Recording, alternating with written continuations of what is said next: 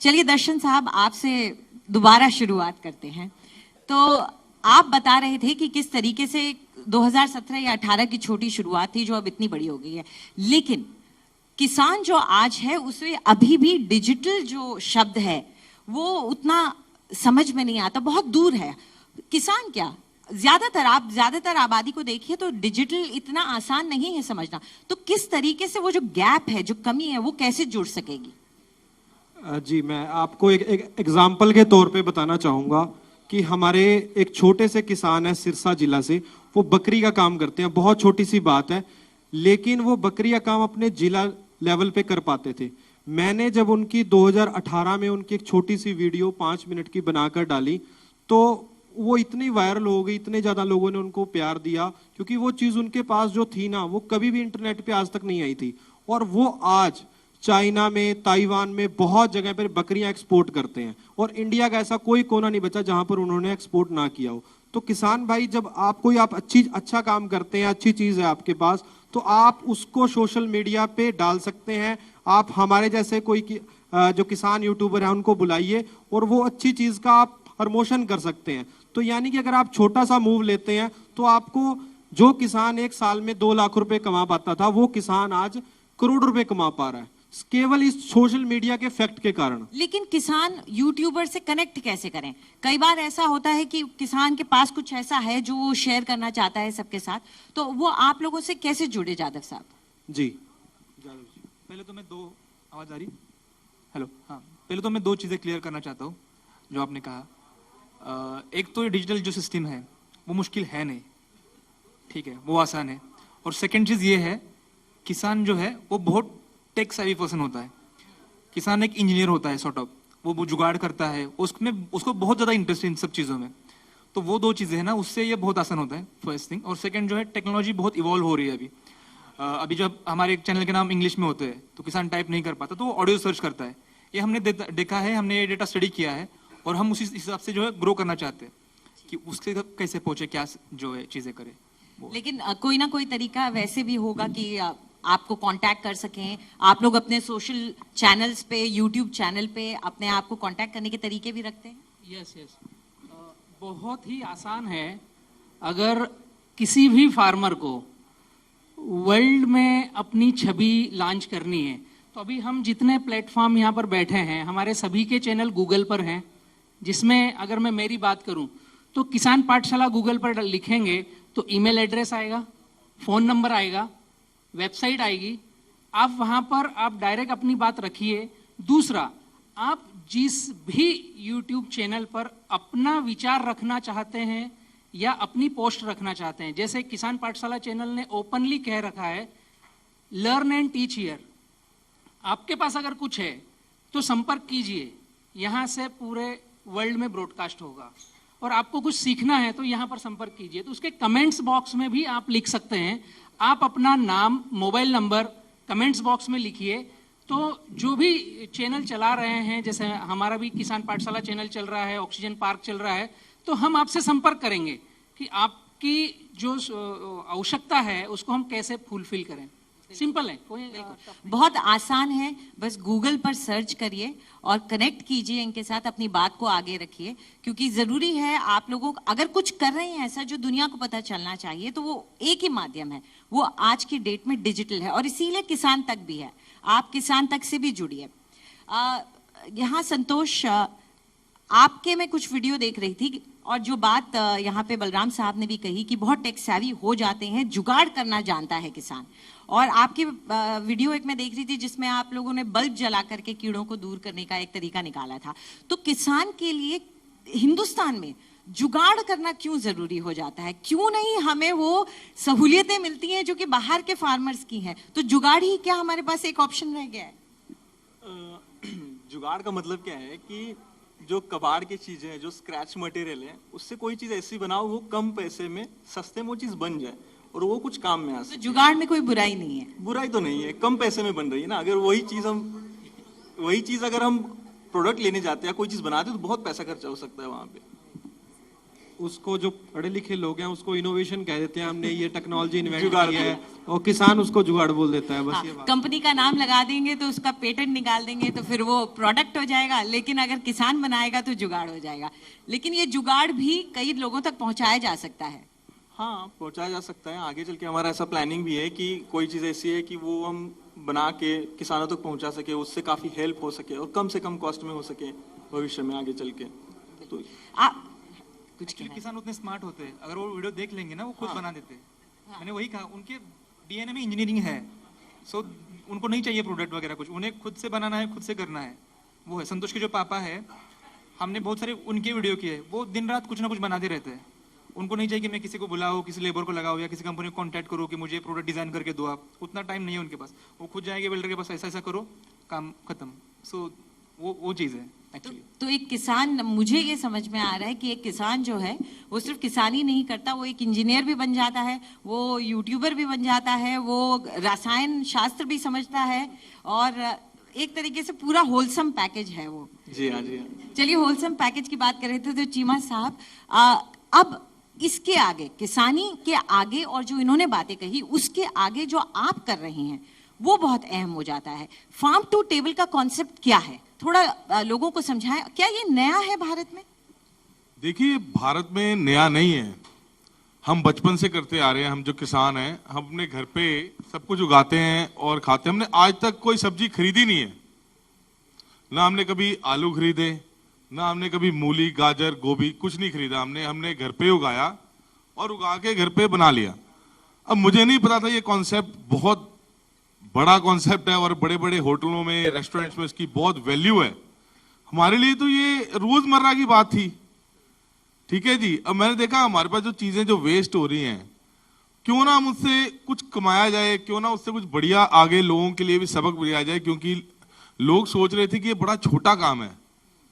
अब डिलवा मेरा गांव है, डिलवा गांव पे मैंने देखा कि लोग यूपी से आके वहां पे छोटे छोटे काम करके रेडी लगा के अपना गुजारा बसर कर रहे हैं। तो मैं कहा, हम किसान क्यों पीछे रहे? लोग दूसरे प्रदेशों से आके हमारे वहां पे काम कर रहे हैं।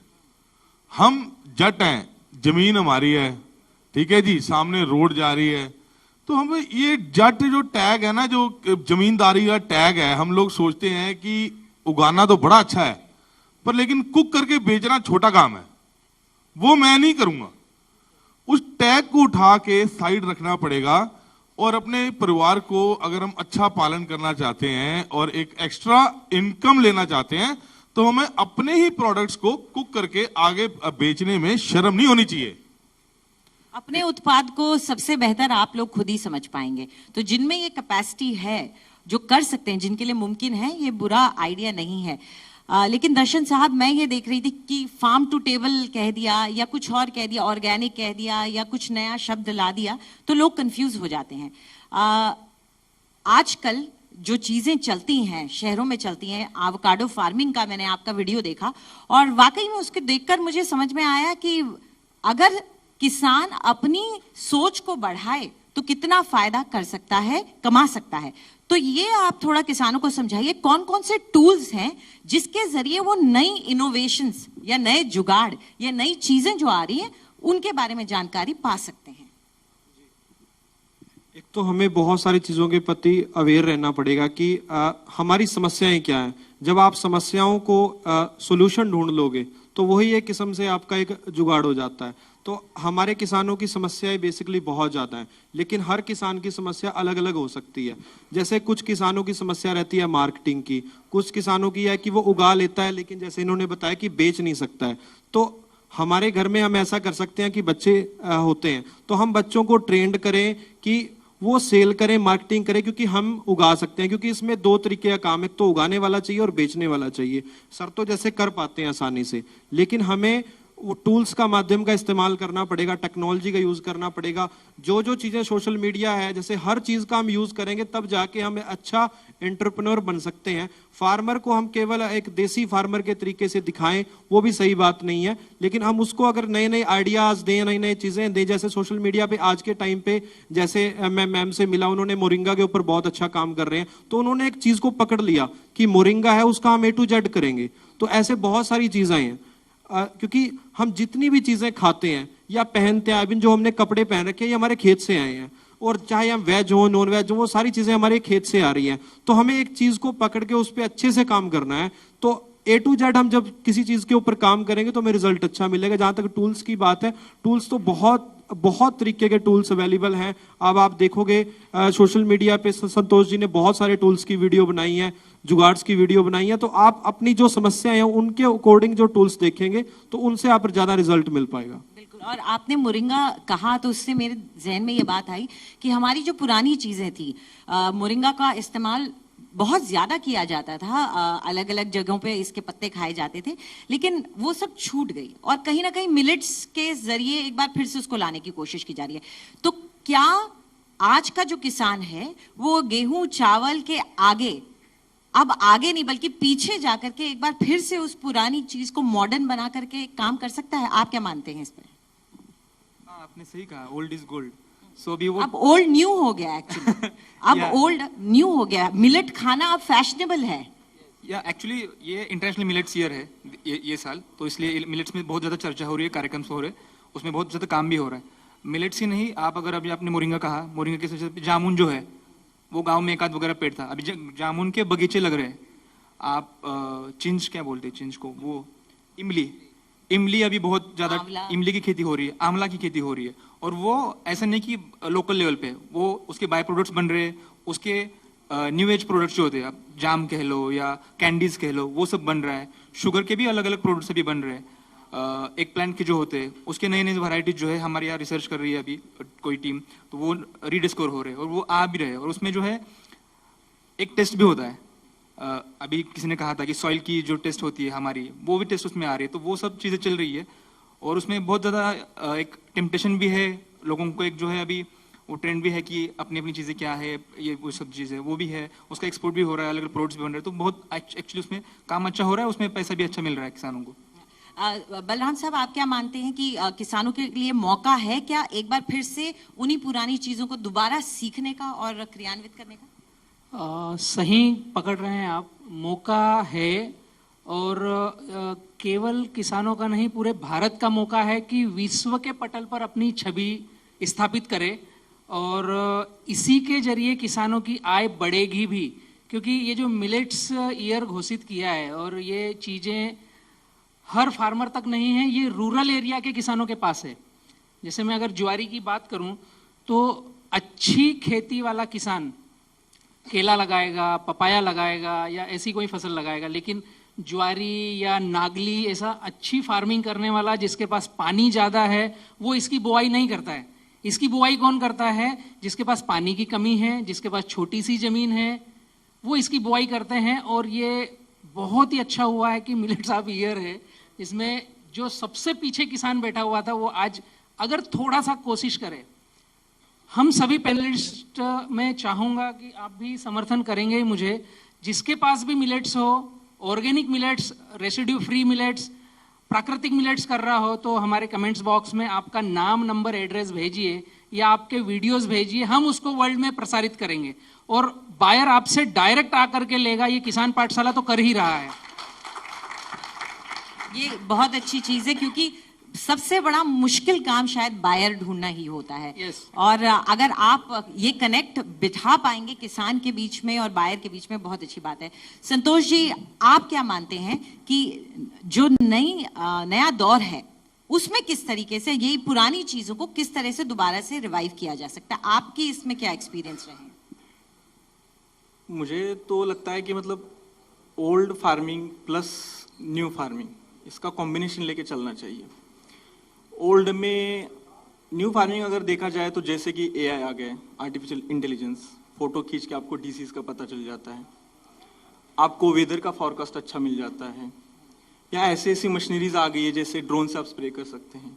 आज के ज़माने में लेबर का प्रॉब्लम होता है खेती में, तो ओल्ड खेती, सस्टेनेबल जो फार्मिंग है हमारी, प्लस टेक्नोलॉजी, ये दोनों का कॉम्बिनेशन करके हम अगर आगे चलते हैं तो ये बढ़िया रहेगा। और हम भी, हमारे यहाँ चैनल जो इंडियन फार्मर है, इसके थ्रू हम हमेशा कोशिश करते हैं कि नॉलेज शेयर करना, मेरा कहना था कि टेक्नोलॉजी का इस्तेमाल ज़्यादा से ज़्यादा करके हम अच्छी फार्मिंग कैसे कर सकते हैं, हमारा ये फोकस ज़्यादा होता है। टेक्नोलॉजी से इस्तेमाल करने से होता क्या है कि हमारा खर्चा कम हो जाता है, हमारी फार्मिंग अच्छी होती है, ये बेस्ट आइडिया है। तो मेरा कहना यही है कि old farming plus new technology का कॉम्बिनेशन करके चला। और ये टेक्नोलॉजी की अगर कहीं ना कहीं ट्रेनिंग दी जा सके हमारे किसानों को, मेरे ख्याल से वो बहुत अहम हो जाता है, क्योंकि उस टेक्नोलॉजी का वो है तो सही, लेकिन उसका इस्तेमाल कैसे किया जाए ये सबसे बड़ा चैलेंज है। हाँ, मैं भी मतलब हमारे इंडियन फार्मर जो यूट्यूब चैनल है, इससे हम हमेशा कोशिश करते हैं कि जो नई टेक्नोलॉजी आ रही है, चाहे कोई भी हो, चाहे एआई हो या एमएल हो, मशीन लर्निंग हो या रिमोट सेंसिंग हो, उसके बारे में किसानों को पता चले, हम ज्यादा से ज्यादा कोशिश करते हैं। ये भी करते हैं और उसके साथ साथ जुगाड़ की भी बातें हम करते हैं। A to Z फार्मिंग के बारे में भी कहते हैं, फ्रूट्स हो या वेजिटेबल हो या मिलेट्स हो या हर एक फसलों के बारे में हम कोशिश करते हैं। चलिए, जाते जाते अब मैं आप सबसे एक एक मिनट के अंदर दो बातें या एक बात या जितनी भी बात आपके मन में है, आज के किसान को क्या करना है ताकि वो आपके जैसे और वो सोशल मीडिया और टेक्नोलॉजी का इस्तेमाल सही तरीके से कर सके। संक्षिप्त में एक एक टिप अगर आप लोग दे सकें। कौन तैयार है सबसे पहले टिप के साथ? अच्छा, आप चलिए संतोष जी। मैं तो ये कहना चाहूंगा सारे किसानों से कि हम बिखरे हुए हैं अभी, थोड़ा सा सिंगल हमें, तो हमें एक कम्युनिटी के साथ काम करना चाहिए। जैसे अभी किसान तक है या इंडियन फार्मर है, हम भी यही कोशिश करें कि कम्युनिटी के साथ काम करें, नॉलेज शेयरिंग के साथ करें और सबको लेके चले, तब जाके कुछ बन सकता है। मेरा कहना यही है संक्षिप्त में कि कम्युनिटी के साथ काम। ठीक है, तो मतलब जितने समुदाय बन रहे हैं उनसे जुड़िए। चलिए, टिप नंबर 2। यस, सिंपल और सरल भाषा में यह पहुंचाना चाहूंगा मैं आप सभी फार्मरों तक, आप जहां भी हो, जिस भी अवस्था में हो, कितनी भी बड़ी टेक्नोलॉजी हमारे पास आ रही है, सभी को सुनना है, सीखना है, पेपर पर लिखना है, उसके डेटा कलेक्ट करना है। जैसे मैं उदाहरण दूं कि किसान तक आज जो चैनल लॉन्च हुआ है, तो इन्होंने कई सारी प्रिपरेशन की है, पेपर पर आए हैं। हम फार्मर जो भी खेती करते हैं ना, पहले पेपर पर नहीं आते हैं, वीडियोस देखे, न्यूज़ सुनी, या किसी ने प्रोडक्ट बेचने के लिए कैंपेनिंग करी और लिटरेचर पेपर ला करके गांव-गांव छपवा दिए और बड़ी मेगा मीटिंग करके दाल बाटी का आयोजन करके हमें 2 चीजें बतला दी। हम उस तरफ टर्न हो जाते हैं। इसकी बजाय अगर मुझे गेहूं बोना है, अगर मुझे केला बोना है, अगर मुझे मक्का बोना है, कोई सी भी फसल कर रहे हैं, तो बोने से पहले क्या हम पेपर पर हम उन चीजों को लिख सकते हैं? तो जो फसल हम बो रहे हैं उसका डेटा लिखना है कि 1 एकड़ में कितना गेहूं बोना है, कितना पानी लगेगा, कितना खाद लगेगा, मेरा तरीका क्या होगा फार्मिंग करने का।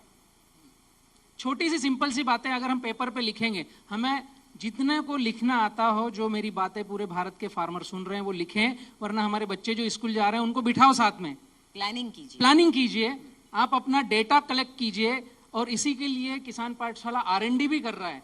जो फार्मर नहीं लिख सकता हो वो किसान पाठशाला पे कमेंट्स डाले, या किसान तक भी शायद ये करेगा आगे भविष्य में, मैं जहां तक समझ रहा हूं, कि आप अपनी खेती का डेटा दीजिए, हम आपको साल भर तक हर 7 दिन का एक वीडियो लेते हैं आपसे, और जब आपकी फसल निकलती है, फसल निकलने के बाद आपको आपका आईना दिखाते हैं कि हम A से चालू हुए थे और Z तक कैसे पहुंचे, और हमने इतना खर्चा किया तो कितना लिया, तो क्या अगले साल वही फसल लेना चाहिए?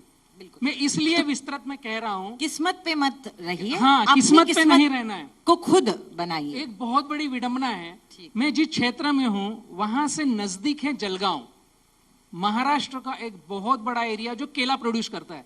वहां शायद 200 सालों से केला हो रहा है, लेकिन आप किसी भी गांव में जाकर अगर किसी किसान को पूछोगे कि केले का ग्राफ क्या होना चाहिए, वैसे मुंह देखता है, सोचता है बेचारा, क्योंकि कल कोई कंपनी वाला आकर बोलेगा 5/6 होना चाहिए तो वो लगा लेता है, कोई बोलेगा 5/5 होना चाहिए तो वो लगा लेता है। हम अपने अंदर कब झांकेंगे? जब हम खुद पेपर पर आएंगे।